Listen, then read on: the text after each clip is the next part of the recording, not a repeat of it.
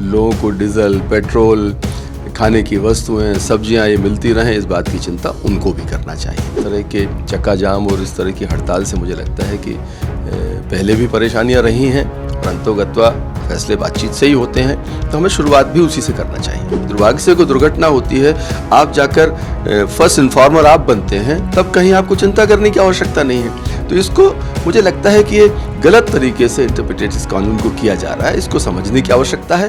Hit and run कानून में संशोधन को लेकर ट्रक ड्राइवर्स की हड़ताल जारी है।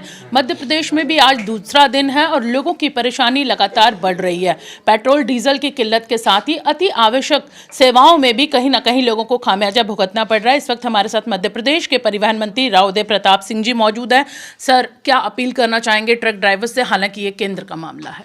नहीं, मैं स्वाभाविक रूप से आपके माध्यम से अनुरोध करूंगा, एक नागरिक के नाते भी और एक जनप्रतिनिधि के नाते भी, कि हमें शुरुआती दौर पर इतने सख्त निर्णय की आवश्यकता नहीं है। चक्का जाम आदि जैसी व्यवस्थाएं वैसे भी आम लोगों को उनका जनजीवन प्रभावित करने वाली व्यवस्थाएं हैं, ये उनको इससे बचना चाहिए और आम जनमानस प्रभावित ना हो, जनजीवन सुचारू रूप से चलता रहे, हॉस्पिटल्स, स्कूल, सारी चीज़ें व्यवस्थित हों, लोगों को डीजल, पेट्रोल, खाने की वस्तुएं, सब्जियां ये मिलती रहें, इस बात की चिंता उनको भी करना चाहिए। सरकार पूरी तरह से सजग है, सचेत है और मैं तो आग्रह केवल यही करूंगा कि उनको इसमें व्यवस्था में ड्राइवर्स को सहयोग करना चाहिए। उनकी जो यूनियंस हैं उनको बातचीत का रास्ता अख्तियार करना चाहिए। इस तरह के चक्का जाम और इस तरह की हड़ताल से मुझे लगता है कि पहले भी परेशानियाँ रही हैं, परंतु गत्वा फैसले बातचीत से ही होते हैं, तो हमें शुरुआत भी उसी से करना चाहिए। ट्रक ड्राइवर्स की ये मांग है कि कानून को बदला जाए, संशोधन जो किया गया उसके ये खिलाफ है। लगता है कि इसका जो खामियाजा या तो फिर आम आदमी को अगर बदलाव किया जाता तो उठाना पड़ेगा और नहीं किया जाता तो ट्रक ड्राइवर्स को उठाना पड़ेगा। नहीं, मैं आंशिक रूप से आपकी बात से असहमत हूँ। कोई भी कानून बनता है वो दोषी अपराधी के लिए बनता है। आज इसमें कहाँ है कि अगर कोई दुर्भाग्य से कोई दुर्घटना होती है, कोई कैजुअलिटी हो जाती है, तो उसमें आपको सजा ही होगी।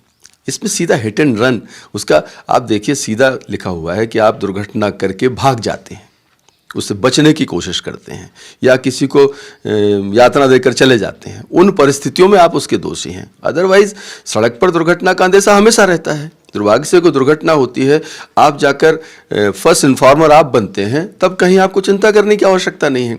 तो इसको मुझे लगता है कि ये गलत तरीके से इंटरप्रिटेट इस कानून को किया जा रहा है, इसको समझने की आवश्यकता है।